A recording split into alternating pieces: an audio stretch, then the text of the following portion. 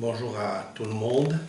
Nous sommes avec la DHM, continuer le shiur de ce matin, mais selon la Kabbalah, selon le Remez, l'allusion. Dans la paracha de Vayetse, nous allons apprendre énormément de choses en même temps.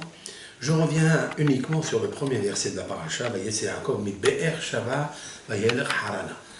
Vayetse est sorti Yaakov, patriarche, le fils de Rivka et de Yitzhak, mi be'er shava, de Be'er, le puits de Shava. Donc aujourd'hui c'est une ville, comme il est marqué dans la paracha de Toldot à la fin, Vaikra Ota Shiva, il l'a appelé le chiffre 7. Jusqu'à aujourd'hui elle s'appelle Be'er Shava, en Eretz Israël, Baruch Hashem. Et Yaakov est sorti de là, dans Be'er Shava il avait une yeshiva de Shem Ba'ever, et là Yaakov a étudié 14 ans. Yaakov est sorti de cet endroit, mais Be'er Shava vayelech Haran, et il est parti à Haran. Le sens simple, le sens midrashique, nous l'avons déjà expliqué. Nous reviendrons avec toute personne qui aime le midrash, qui aime le pshat, le sens littéral, qui est d'ailleurs le pain quotidien. Là, nous allons distribuer avec le Hachem le vin de la Torah, c'est-à-dire ce qui saoule la personne, c'est-à-dire le Ben Israël aime le sod, aime la ségoula, aime le sod. Il est le Ham Ségoula. C'est la raison pour laquelle, avec l'aide de Hachem, je voudrais donner ici deux commentaires très importants de deux commentateurs illustres. J'ai nommé Rabbi Haim Ben Attar, le premier, qui a une façon d'exalter ce texte-là en rapport avec le sod. Et le deuxième sera Sidna Rabbi Yaakov Abehsera, notre maître Hamikoubal, Hamilouban, Rabbi Yaakov Abehsera, Zechuto Yaren al Kol Israël. Amen. Tout d'abord, je commencerai avec Rabbi Haim Ben Attar. Rabbi Haim Ben Attar, Vayetse Yaakov mi be'er shava vayelech harana, vayifga bamakom. Donc Yaakov est sorti de Be'er Shava, il a rencontré l'endroit. C'est quoi vayelech harana? Harana, ça veut dire la ville de Haran. Certes, elle existe cette ville, c'est là où il est allé, dans Aram Naharaim. Aram Naharaim se trouve en fait entre deux fleuves, Naharaim. Naharaim, ce sont deux fleuves. Et Aram, c'est là Benekedem, c'est là où habite Bethuel, Lavan, la Mishpaha de Avraham Avinu. C'est là où habitait Rivka, la mère de Yaakov. Elle laisse un frère. Et ce frère qui est Lavan, il a deux filles et deux servantes, qui sont Léa, Bila, Zilpa et Rachel. Chacune avec une servante. On dit que, d'après la Kabbalah, on dit que Rachel et Léa sont des jumelles. Ce matin, j'ai parlé de ce phénomène des jumeaux qui sont dans une grossesse. Alors, il y a plusieurs cas dans la Torah de jumelles, sauf qu'elles ne sont pas explicitées clairement dans la Torah. Nous n'avons que deux grossesses avec des jumeaux, celle de Rivka entre Yaakov et Yaakov et Esav, et la deuxième c'est entre Yehuda et Tamar. Ils sont sortis Peretz, Vezarah, comme on va le voir plus tard dans les parachutes qui vont venir. Ce sont les deux grossesses que la Torah nous a parlé des jumeaux. Il existe aussi d'autres textes, mais elles sont insinuées secrètement dans le texte, à savoir Caïn et Abel sont nés aussi jumeaux. Caïn et Abel. Je vais vous dire pourquoi, parce que c'est marqué Vataha vatelede et Caïn. Ça, on parle de Hava. Elle est tombée enceinte et elle a accouché de Caïn, et Caïn, et. Ça veut dire avec Caïn, autrement dit qu'avec Caïn, il y avait une jumelle, une fille. Vatosef la ledet et Abel. Elle a ajouté et elle a engendré Abel. Pourquoi elle a ajouté? Les kabbalistes et le Midrash d'ailleurs disent Vatosef, elle a ajouté. Il n'est pas marqué elle tomba enceinte et elle a accouché et Abel. Autrement dit qu'ils étaient tous dans le ventre. Et nos sages le disent d'ailleurs. Nos sages disent qu'ils sont montés dans ce terme, hein, et je garde toute la pudeur. J'emploie juste le texte de Pirkei de Rabbi Eliezer, Alu Shnaim Bamita, Ve Noldu Shiva. C'est-à-dire, ils étaient 2 dans le lit et ils sont sortis 7 du lit. Qu'est-ce que ça veut dire, disent nos sages? De là, on comprend qu'elle est tombée enceinte immédiatement de 5 bébés. 2 garçons et 3 filles. C'est la première fois qu'on voit Hamishia, on appelle en hébreu Hamishia, ça veut dire 5 bébés dans le même ventre. Caïn, sa jumelle, et Abel et ses 2 jumelles. Parce qu'il est marqué Ve'et. Il y a un mot en plus, Ve'et. Donc on voit qu'elles étaient jumelles. Léa et Rachel aussi, dans le texte c'est marqué à peu près pareil, que Léa et Rachel sont du même ventre. Comment elle s'appelle la femme de Lavan? La femme de Lavan s'appelle Ne'ima. Ça n'a rien à voir avec Naama, la femme de Noach. Ne'ima. Elle était agréable, mais on ne sait pas dans quoi elle était agréable. En tous les cas, ce qu'elle nous a apporté au monde, c'est 2 filles qui vont construire et bâtir la maison d'Israël, de Yaakov, qui s'appelle Israël. 2 jumelles. Maintenant, on peut comprendre énormément, beaucoup de textes. C'est qu'il y avait une prophétie qui disait que Yaakov est pour la petite, le grand pour la grande, et le petit pour la petite. De quoi s'agit-il? On parle des jumeaux. Comme Yaakov et Rachel se ressemblaient, et Esav et Léa se ressemblaient. Donc quoi ils se ressemblaient? Nous allons expliquer avec le Dajé. C'est la raison pour laquelle ça c'est le texte qu'on va trouver dans le Midrash, maintenant Al Pi Asod. Rabbi Chaim Ben Attar nous explique, Yaakov, il dit comme ça. En fait, cette paracha, elle fait allusion à toute personne qui vient dans ce monde. C'est marqué que dans le traité, dans le Zohar, pardon, il est marqué Vayetze Yaakov hi hanefesh betzeta me'olam ha'elyon. Je traduis. Qu'est-ce que c'est Vayetze Yaakov? Yaakov, c'est le nefesh, la neshama. Ici, le nefesh, c'est la neshama. Vayetze, elle sort. Quand le nefesh, il sort, mi be'er sheva, c'est-à-dire du monde supérieur. Il s'appelle Yaakov. Pourquoi le nefesh s'appelle Yaakov? Explique Al-Shem Yetzerara Akaruch Ba'akevav. Au nom de son mauvais penchant qui est toujours cramponné sur ses talons. C'est-à-dire que l'homme n'arrive pas à avancer dans ce monde, il n'arrive pas à avancer parce qu'il a toujours le Yetzerara, le serpent qui entoure ses pieds, ses talons plus exactement. C'est pourquoi on parle de Akev, c'est-à-dire le talon. Donc, vous voyez, c'est Yaakov. Yaakov est sorti, cette nefesh, elle est sortie. Mais elle vient aussi avec son Yitzhara. Mi Be'er Shava, explique le Rav, Makom shemimenu yetz'u aneshamot ikare Be'er Maim Haim. L'endroit d'où sont extraites les neshamot s'appelle Be'er Maim Haim, c'est-à-dire un puits d'eau vivante. Ça veut dire plein de hasadim. De là où elle sort la neshama de tout être humain, en fait, elle sort imbibée de lumière qui est puisée d'un puits qui s'appelle Be'er Maim Haim. Be'er, pas bord. Bord, c'est un puits qui se remplit d'eau, mais qu'une fois que tu as sorti toute l'eau, il s'épuise, il n'y a plus rien du tout. Be'er, c'est plus que ça. C'est que l'eau se remplit de sous la terre, même quand vous videz des seaux d'eau, et bien de sous la terre se remplit. C'est-à-dire qu'il se régénère constamment. Il y a un autre niveau qui est plus beau encore et plus grand et plus bénéfique, c'est le Marian.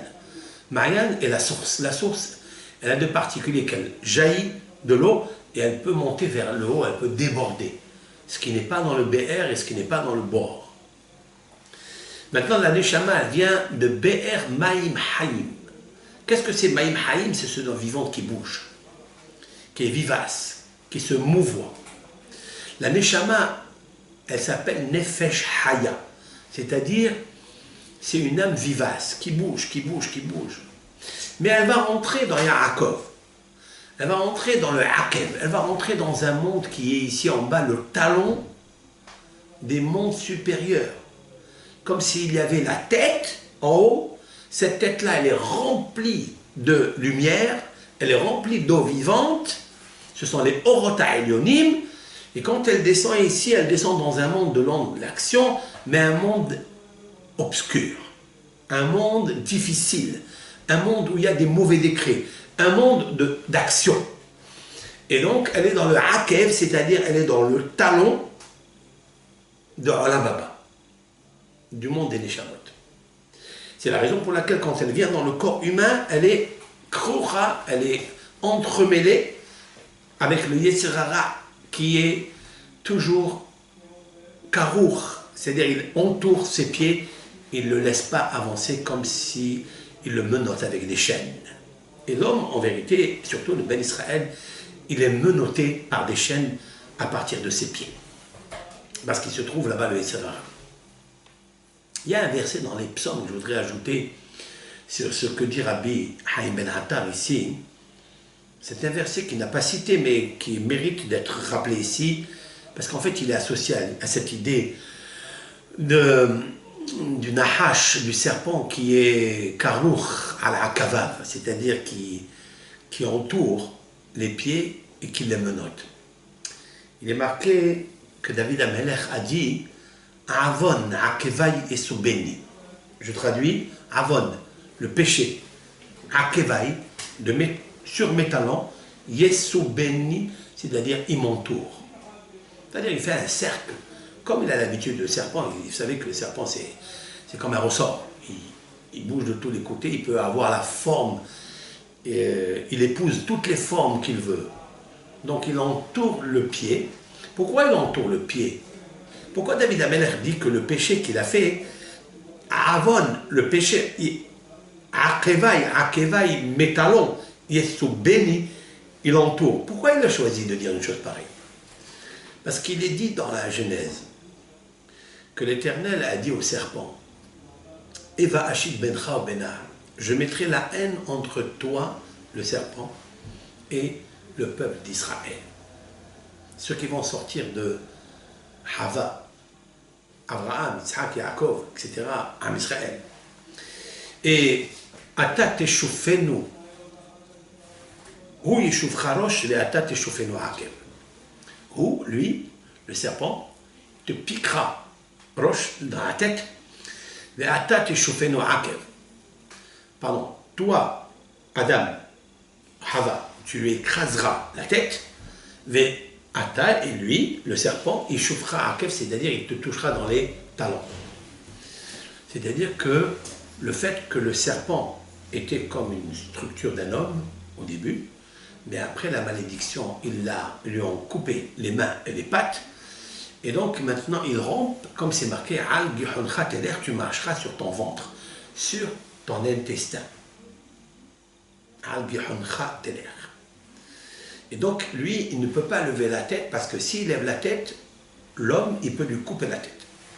Par contre, il peut piquer dans ses talons, parce que l'homme, quand il marche, il regarde toujours vers les hauteurs, et il ne voit pas où il marche. Donc il peut trébucher, il peut tomber. Et le serpent, c'est le plus grand embûche pour l'homme, parce qu'il est à ras de terre, et on ne le voit pas, et il peut entourer les pieds. C'est pourquoi c'est marqué Avon Akeva et Sobeni.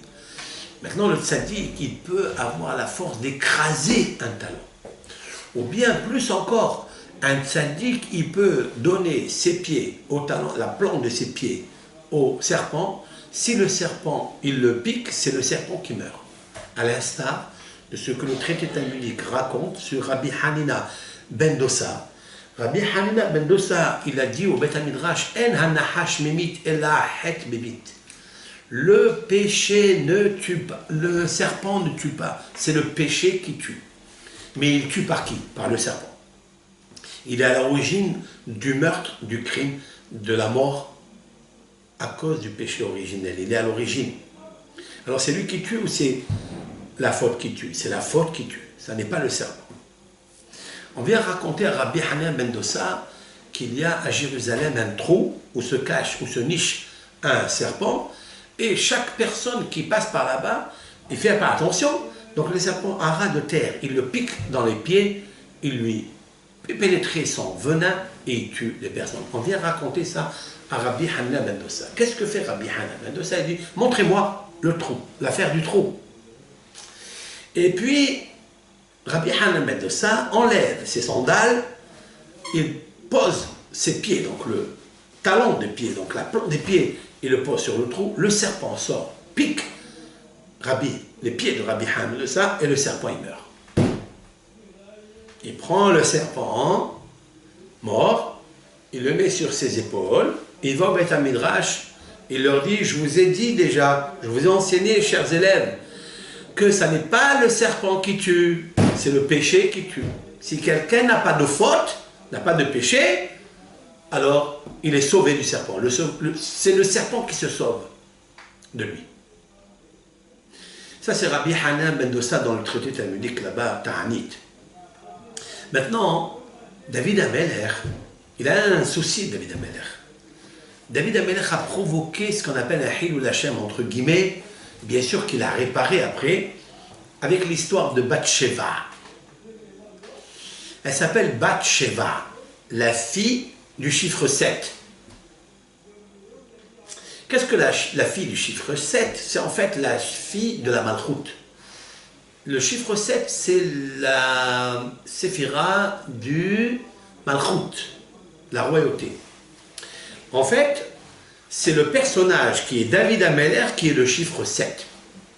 Donc il correspond à la Malchoute. Cette Malchoute, elle s'appelle Bathsheba. Dans le système séphorotique, elle s'appelle Bathsheba, la fille du chiffre 7. C'est la fille du Shabbat. Shabbat Hamalka. Shabbat la reine. Vous avez vu qu'on emploie le mot Malka qui est Malchoute avec le chiffre 7 qui est le jour du Shabbat. Et David Ameller, sa femme, sa vraie femme, son Batzoug, c'est-à-dire sa femme à l'origine, dans le ciel, ils étaient promis l'une avec l'autre qui devaient descendre dans ce monde. Et il devait se marier avec elle directement.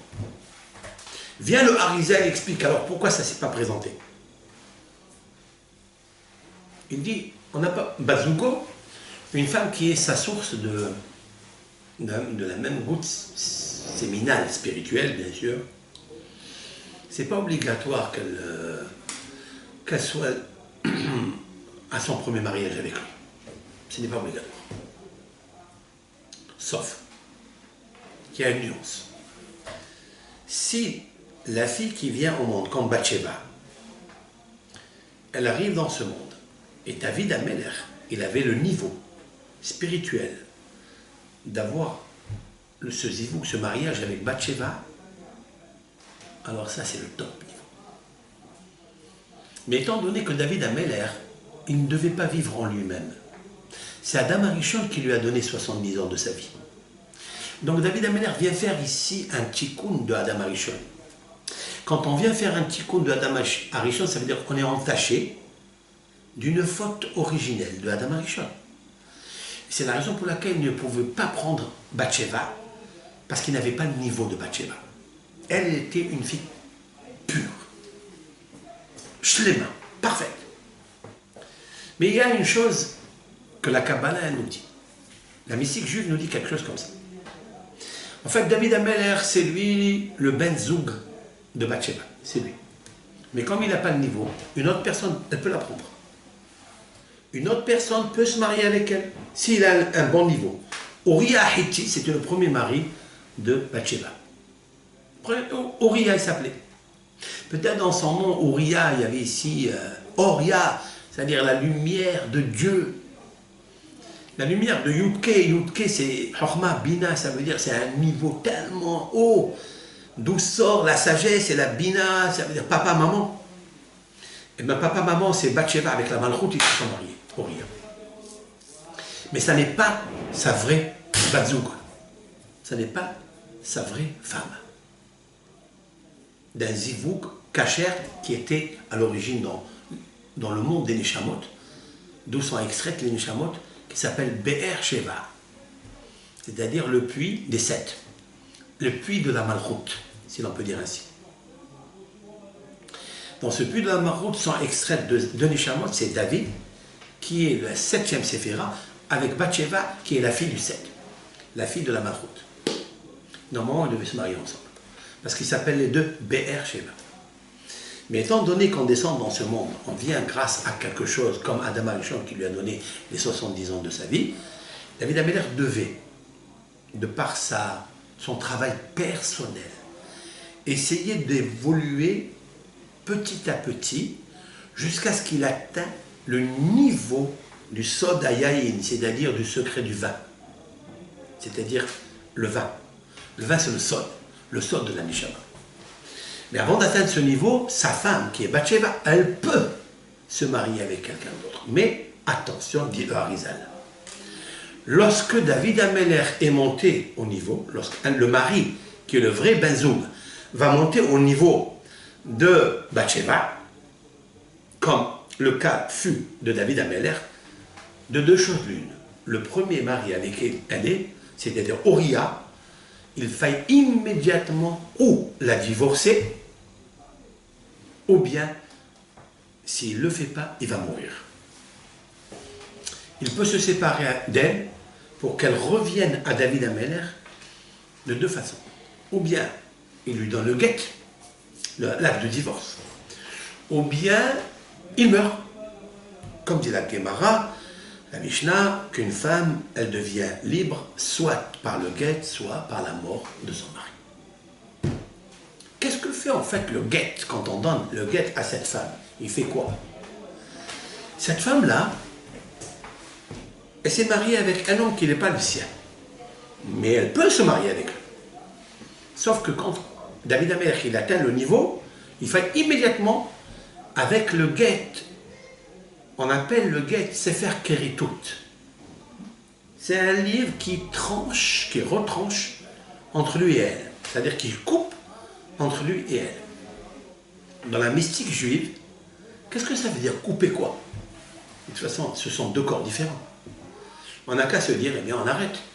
Toi, tranquillement, on fait un constat à l'amiable. Ben, on ne s'entend plus.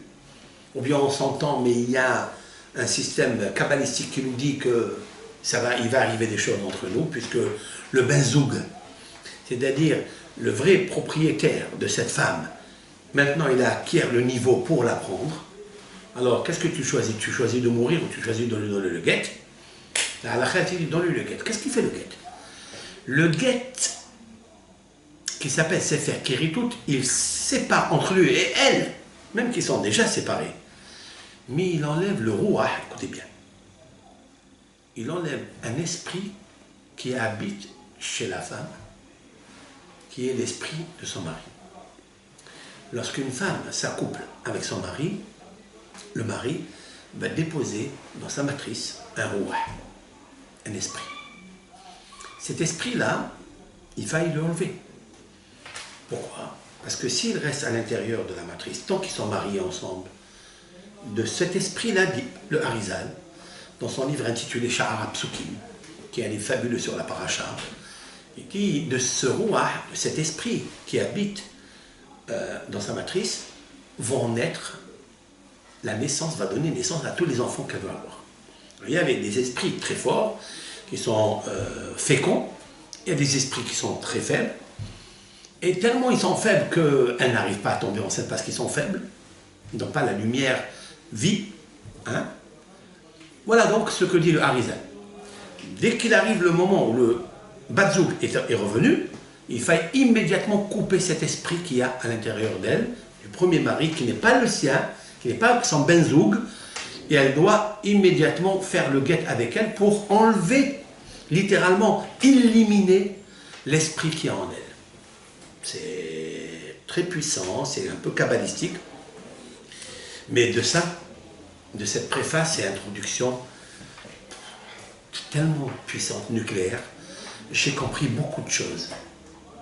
Et je voudrais, avec l'aide de Hachem, vous faire un shiur spécialement pour arrêter, des fois, les disputes qu'il y a entre un homme et une femme, qu'il y a, des fois ça ne marche pas, des fois après il y a des divorces, des fois il y a des fausses couches. Il y a beaucoup de choses qui arrivent dans le couple et on ne sait pas pourquoi. Alors que des fois on s'aime et des fois on est tranquille et ça ne marche pas. Et pourquoi? C'est un cours à part avec une ségoula, avec l'aide de Hachem. Et c'est ça qui empêche beaucoup les mariages des jeunes et les divorces des vieux. Beaucoup, beaucoup, beaucoup. Je voudrais l'expliquer avec l'aide de Hachem parce que mon but à moi, avec l'aide de Hachem, c'est de partager avec mes frères et sœurs la Kedusha, la sainteté. D'essayer d'informer le plus possible ma génération. Il y a une génération, je vis dedans, je voudrais le maximum diffuser les messages clés. Parce que bon, on informe beaucoup de choses, on fait beaucoup la paracha, on fait trop de philosophie. C'est bien, c'est l'étude de la Torah, c'est vrai, c'est exaltant, c'est agréable, mais ça n'est pas le but. Le but, c'est d'arriver à être concret et de savoir quelles sont les clés de clémence qui donnent, confèrent à un couple, à une famille, à un Israël. Ce sont nos frères et sœurs. Essayer de les aider dans ce sens pour faire une teshuva chez les mains. Il y a des choses qui arrivent dans le monde et on ne fait pas attention. Et après on se dit, hey, on a oublié, c'est fait. Non. Avec pudeur, je ferai un cours Be'ezat Hashem. Donc revenons à nos textes. Donc David Ameler, il va reprendre sa femme. Et Uriah, il faille qu'il lui donne le guet. Qu'est-ce qu'il a fait David Ameler? Oui, il a compris cette intention du ciel qu'il faille retirer le roi qu'il y a dans la matrice de Bathsheba, celui qui était un roi cacher de Uriah, son mari. Alors qu'est-ce que fait David Ameler? Il lui dit, voilà, écoute, tu vas aller à la guerre. Et en même temps, tu vas aller à la guerre, en même temps, tu donnes le guet. Autrefois, tous ceux qui partaient à la guerre, hein, ils donnaient le guet à leur femme avec bien sûr une condition. S'il revient, le guet est annulé. S'il ne revient pas, eh bien de toute façon, elle est morte. Mais en attendant, tu reçois le guet.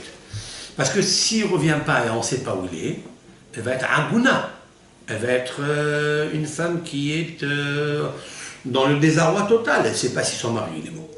Est-ce qu'elle peut se marier? Elle ne s'est pas mariée. Aujourd'hui, c'est un cas très difficile. Aguna. Aguna, ça veut dire une femme qui est en suspension, en interrogation. Qu'est-ce qu'elle fait? Elle ne sait pas où son mari se trouve. Et ça fait 10 ans, ça fait 15 ans, ça peut durer 100 ans. Alors qu'est-ce qu'il faisait à l'époque? Il donnait le guet. Donc Uriah, il a donné le guet à Bathsheba. Il dit, si je reviens, donc le guet il est annulé, caduc, mais si je reviens pas rétroactivement, on ne sait pas où je suis, ou bien il lui arrive quelque chose et on ne sait pas où il est, ben le guet il est hal. Voilà, c'est une méthode qui est une combine extraordinaire que nos hachamim avaient à l'époque. Maintenant, pourquoi il avait ça? Pour avoir les deux choses. S'il lui donne le guet, donc David Ameler il pourra la marier et il ne craindra pas au roi qui est ici, parce que le guet l'a divorcé et a tué littéralement l'esprit qui habite dedans. Ou bien s'il meurt, eh bien, la femme elle est libérée. De toute façon, par la mort du mari, il tire avec lui, écoutez bien ce que je dis, il tire avec lui de la matrice ce roi, cet esprit qui est à lui. C'est comme un élément du vaisseau spatial qui est abandonné quelque part. Et là, la neshama du mort, elle attire avec elle, comme un aimant, la partie qui lui ressemble. J'espère que je me suis fait bien comprendre. Et donc voilà comment David Ameler il a récupéré sa femme, Bathsheba. Mais en fait, c'est Bazugo, c'est sa vraie femme.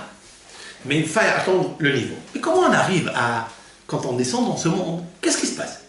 Haïkev, Yaakov. C'est un monde difficile ici. Quand une Neshama elle descend, le Yitzhara il descend avec elle. Et il l'attache à cette Neshama par les pieds du corps de l'être humain. Avon Akeva Yesobeni. David Ameler il dit, j'ai pas compris. Avon, ça veut dire le péché de Adam Arishon qu'il a fait. C'est vrai qu'il m'a donné 70 ans. Mais ces 70 ans, il y a autour d'eux, dans mes pieds, mes talons, mais je m'appelle Yaakov, Yaakov. Eh bien, il y a le Yitzhara qui m'entoure, qui me menotte, qui ne me laisse pas faire ce que j'ai à faire. Et en fait, il a menotté même mon zivoug avec Bathsheba. Vous comprenez? Maintenant, regardez comment c'est clair et net le texte. il est marqué, je reprends le texte. Vayetze Yaakov. Yaakov est sorti. Hi ha-nefesh. C'est en fait là. Betseta me'olam ha'elyon, quand elle sort du monde supérieur. Venikra Yaakov Hashem Yetzer Hara. Yaakov, il s'appelle au nom du Yetzer Hara, Hakaruch be'akeva. Celui qui entoure ses talons. Ve'omro mi Be'er Shava. Pourquoi il a dit Be'er Shava? Makom shimimenu yatsu ha-nefashot. C'est dans l'endroit où sont extraites les neshamot. Il s'appelle Be'er Sheva. Maintenant, qu'est-ce que ça veut dire Sheva? Sheva, c'est 7, certes. Mais le Rav, il dit Sheva, Yermoz el Shvuat Adonai. Il représente, le mot Sheva vient du mot Shevua. Shevua, ça veut dire serment. C'est juré. Qu'est-ce que c'est juré? Al Asher Tishba Nefesh, Betzeta Shelo Ta'avor al Devar Torah. Nos sages ont déjà décrété dans le traité Nida, page 30, B.A. Là-bas, c'est marqué que le bébé dans le ventre de sa mère, il voit des choses exceptionnelles, extraordinaires. Il a une bougie sur le, qu'on appelle ça, sur sa tête, hein, dans son esprit, quoi. Sur sa tête, ça veut dire ici. Comme ça, c'est marqué Darash Rabbi Shemlai. Je vais vous dire toute la Gemara dans le traité Nida 30b. Rabbi Shamlai, il a commenté, il a donné un shiur sur ça.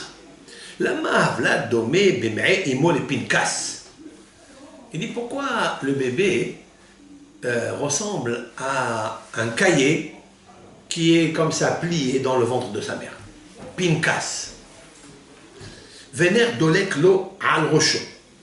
Il a une bougie, une flamme qui est ouverte, hein, qui est claire, allumée, quoi. Al rocho sur sa tête. Vetsofé, et il contemple, ou m'habite et il regarde, mais sauf aolam ve'at sofo, d'un bout du monde à l'autre. La neshama, tiens, c'est extraordinaire. La neshama, disent nos sages, qu'elle voit des choses merveilleuses. Elle est enfermée dans la matrice, dans le rehem. Et elle a la capacité de voir des choses incroyables.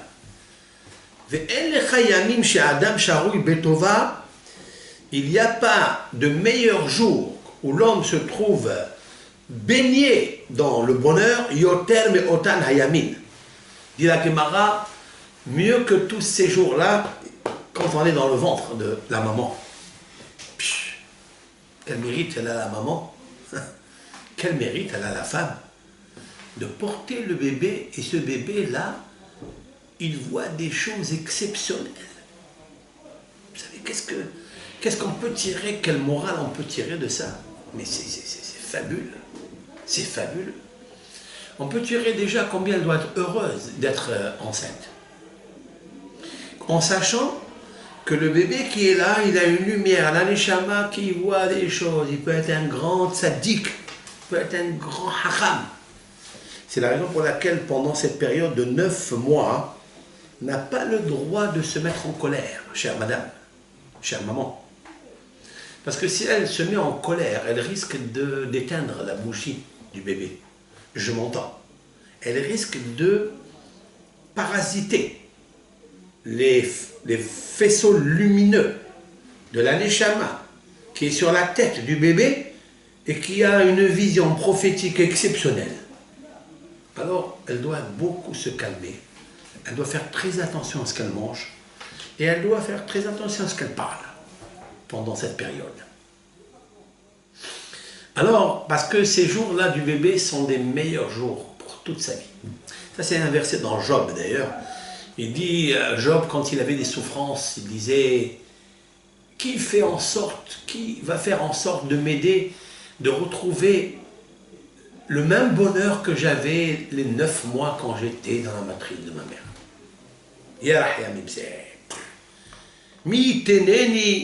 Comme ça, il disait, qui peut me faire de retourner dans la matrice de ma mère, etc. Ces moments-là, on les rate, on les perd. C'est pour ça que la grossesse de 9 mois, c'est tellement puissant, c'est tellement fort, c'est tellement magique qu'il faut faire attention à faire très attention à bien protéger cet enfant spirituellement. Et bien sûr, par la nourriture du kasher. Ne pas manger de non kasher parce que ce que la maman mange donne au bébé. C'est avec ça qu'elle l'alimente dans le même placenta, avec le cordon ombilical. Ben, si elle a une colère à l'intérieur d'elle, ça passe aussi par le cordon ombilical de l'âme. Le fil conducteur. Alors elle dit comme ça, on lui enseigne toute la Torah entière. Quand il arrive, il sort du ventre de sa mère. Il vient un ange, et il le frappe ici au-dessus de la bouche, et il lui fait oublier toute la Torah. Et il continue le texte, il nous dit, il ne sort pas de là-bas jusqu'à ce qu'on le fait jurer. Il est marqué que à toi Hachem se prosterne et fait un serment toute langue, toute personne. Quand on a juré, quelqu'un a juré à Hachem, oui, quand on était dans le ventre de maman. Qu'est-ce qu'on a dit là-bas? C'est marqué là-bas. L'onasa la chave, etc. Et là-bas, il s'est marqué quel est le serment? Chez Mashbi'inoto, Tehe tzadik ve'al tehe racha. On lui dit, sois un tzadik et ne sois pas un racha.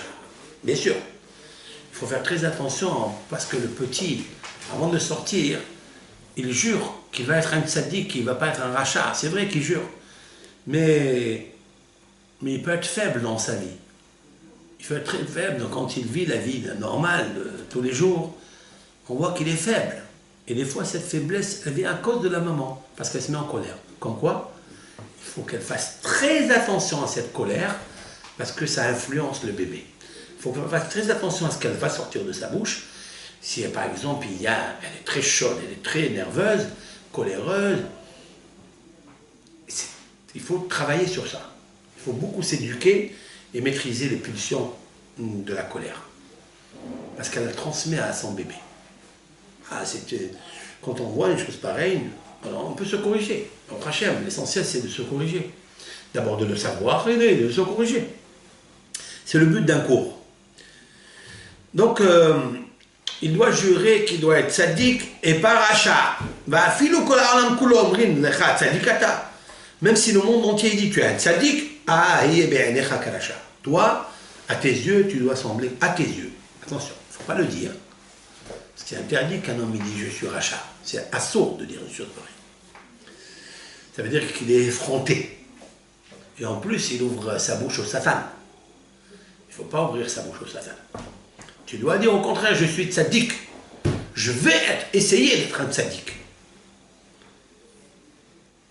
Maintenant, même si on te dit que tu es tzaddik, ben toi, à tes yeux, tu dois être comme un rachat. Il dit, sache, chez Akadosh Baruch Hu Tahor, l'Éternel, il est pur. Umshata Teorim, ses serviteurs sont purs. Veneshama Shinatan Becha Tehorai. La Neshama qu'il a déposée en toi, elle est pure. Imata Meshamra Betahara Muta. Si tu fais très attention, ça veut dire que tu la protèges, alors c'est bien. Imla, sinon, Hareni Notla Mimcha, je vais la prendre de toi. Tana Dever Bishmael. Machal Kohen Shenatan Trouma le Hamaretz. À quoi ça ressemble? Il y a une parabole que Rabbi Ishmael Kohen Gadol nous a appris. C'est comme un Kohen qui est pur, il a donné une terouma. Terouma, c'est le prélèvement qui est de consécration. Il l'a donné au Hamaretz. Il l'a donné à une personne qui n'est pas Kohen. Et en plus, il n'est pas Talmid Hacham. C'est pas un rave. C'est pas un érudit, c'est un commerçant qui est ignorant. Et il lui a dit, je te la donne, cette terouma, cette consécration, mais il faut la protéger, de ne pas la purifier. Sinon, si je vois que tu ne fais pas attention, tu vas la purifier donc. Je la prends. Qu'est-ce qu'on fait avec une consécration qui s'est à purifier? Il faut la brûler. Mais je vais la brûler devant toi. C'est comme ça qu'Akadosh Baruch Hu, il a dit au bébé, avant de sortir du ventre, il lui dit, écoute, je vais mettre en toi une neshama extraordinaire, attention de me l'impurifier. Enfin, c'est la fameuse Issa, la fameuse pâte que Adam Arishon, il est la terouma, il est le prélèvement, le premier prélèvement, et ce prélèvement a été impurifié. Et ce prélèvement va descendre chez David Améler. Et c'est ça, en fait, Yaakov. D'accord? Maintenant, on revient au texte. Donc, quand elle descend dans ce monde, hein, elle descend avec le Yetzirara, mais il lui dit à Klourou, Be'er Sheva, explicitement. Il lui dit, jure. Et elle jure. Il lui dit, ne pas transgresser les paroles de la Torah.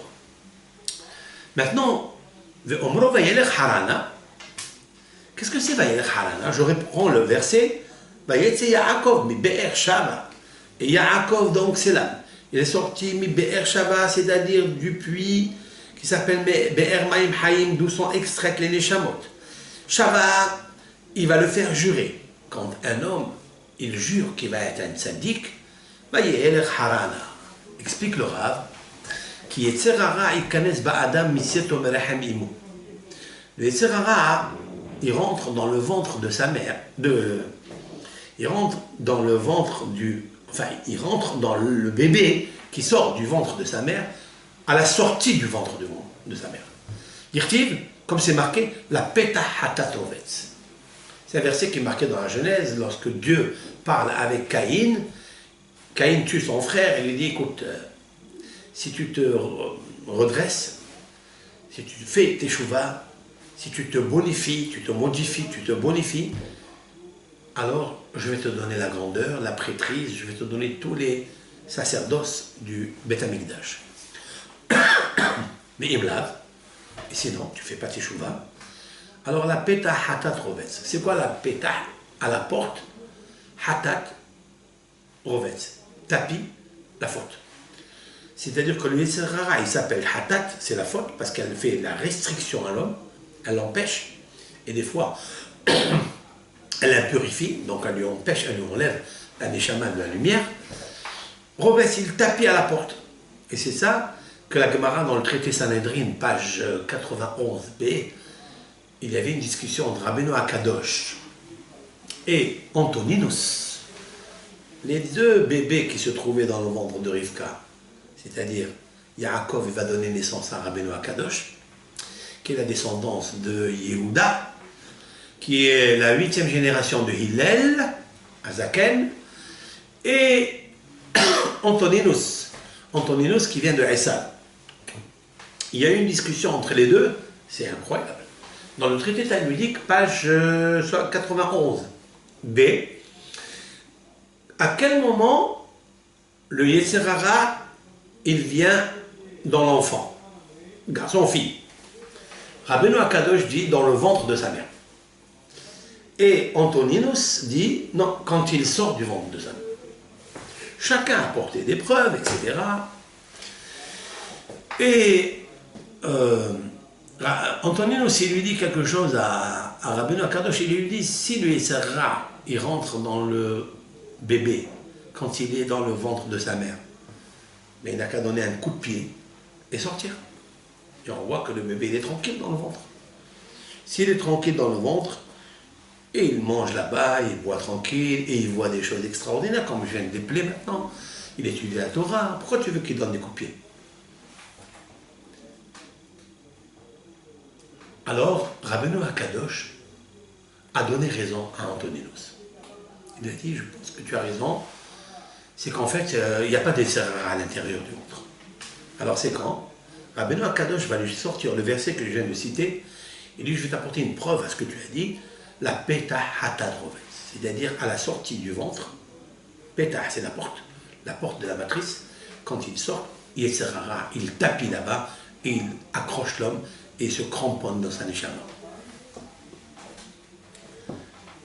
La question, bien sûr, est de savoir pourquoi Rabbeinu Akadosh a changé d'avis, alors que dans le ventre de Rivka, il se disputait. Il se disputait que Esav, au point, quand elle passait devant des maisons d'idolâtrie, il voulait sortir. Donc il avait le Yetzirara. La réponse est que le Maharsha, un des grands maîtres, Rabbi Shmuel Eliezer Edlish, qui a fait un commentaire du XVIe siècle sur le Talmud, qui est un fabuleux, lumineux texte de commentateur. Là-bas, il dit qu'il y a deux sortes de Yetzer Hara. Il y a des Yetzer Hara qui sont à des penchements naturels, qui est attiré par les astres. Celui-ci, c'est pas un Yetzer Hara. Celui-ci, on peut le modifier. Tandis que la discussion qu'il y avait entre Rabbeinu Akadosh et Antonino, c'est le Yetzer Hara des Midot Raot, c'est-à-dire des carences, la colère, la gava, la ashhata, la destruction, les ta'avot. On a toutes les pulsions, les caractères non sacrés qui habitent l'homme. À quel moment il rentre? Alors là, il lui a dit, il rentre, il ne s'était pas dans le ventre. C'est pour ça qu'il dit, s'il avait le mauvais caractère, il n'a qu'à donner un coup de pied à sa mère et il sort. Tandis qu'Aïssa n'a pas donné de coup de pied, du tout. Juste, il bougeait pour sortir. Et c'est parce qu'il était attiré par sa neshama à des faits, des cultes idolâtres. Mais ça, c'est uniquement dans l'idéologie. Et l'idéologie, on peut la changer. Tandis que les mauvais caractères, on ne peut pas les changer. Il faille beaucoup, beaucoup travailler. Maintenant, on voit que... Donc, la paix qu'est-ce que ça veut dire, Vaïvka Bamakom? Il est marqué.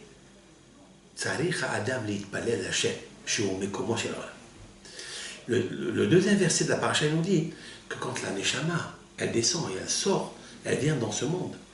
Alors, Vaïvga Bamakom, ça veut dire quoi? Il doit, Vaïvga, c'est prier.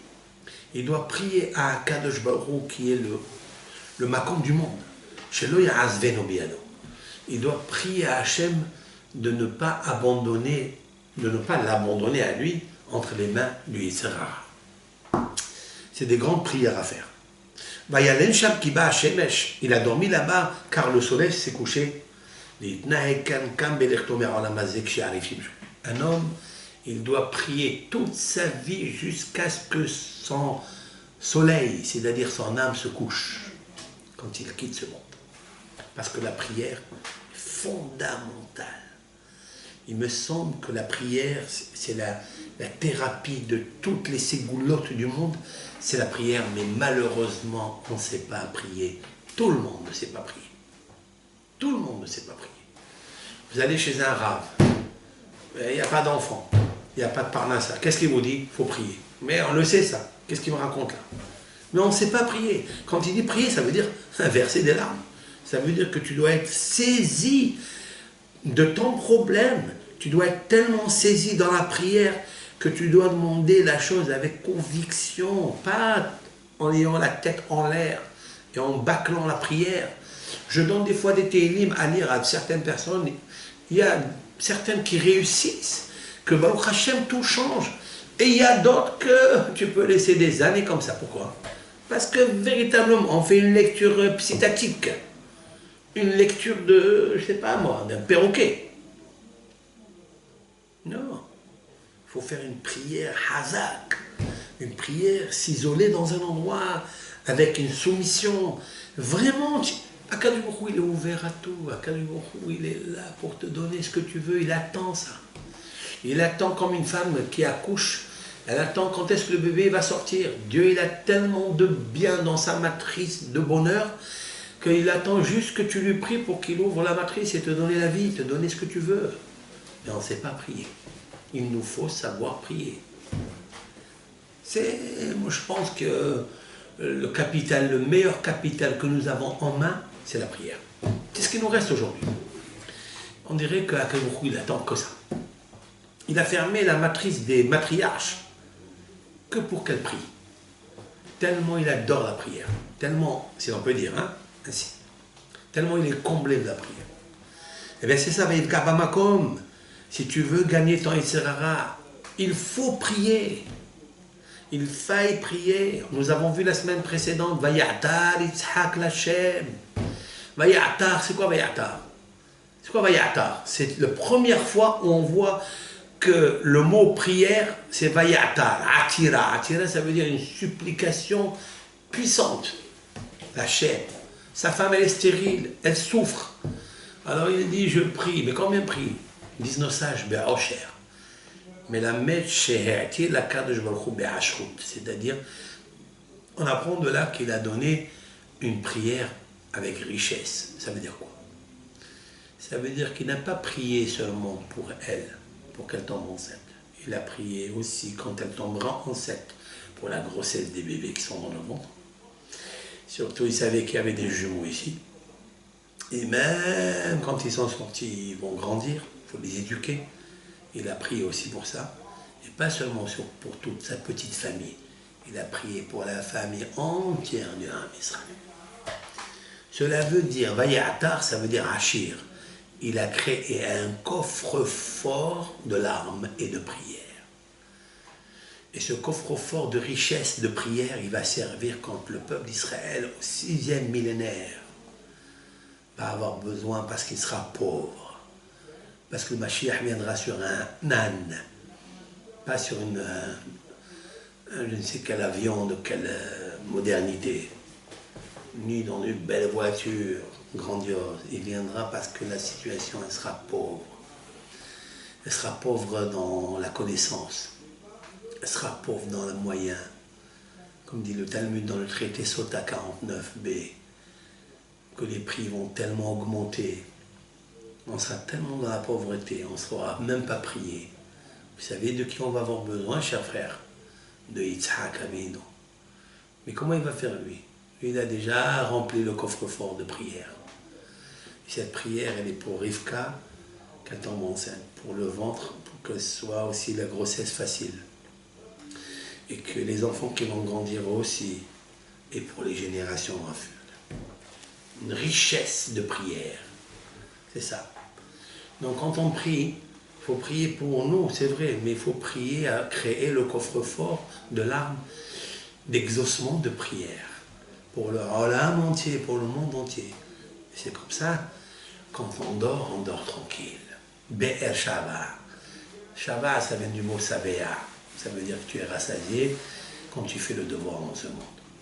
Alors, et il dort, et il fait un rêve. C'est l'échelle, sous l'échelle de Richter. C'était une terre qui était riche, Admat Kodesh. Je continuerai avec l'aide de Hachem ce cours, en ajoutant tous les rémazim, les allusions que le Rabbi Haim Attar, nous avons ajouté quelques épices au Hachem. Et avec ça, il nous faut maintenant monter l'échelle. Pour monter l'échelle, c'est-à-dire quand un homme il dort la nuit, eh bien, son corps il est posé, immobile, mais son nefesh, il gravite les échelons pour monter très très haut. Et je voudrais parler justement de ça au nom de Rabbi Yaakov Be'asser. Surtout Yaren Aleinu, que nous aide à comprendre mieux la Torah et à saisir l'importance de la prière et de faire une grande teshuva. Comme ça, Kadosh Baruch Hu nous donne la bracha du Sulam HaElyon, Be'er Maim Haim, c'est-à-dire le puits intarissable des âmes vivantes, du bonheur vivant, des hasadim, du bonheur. Amen.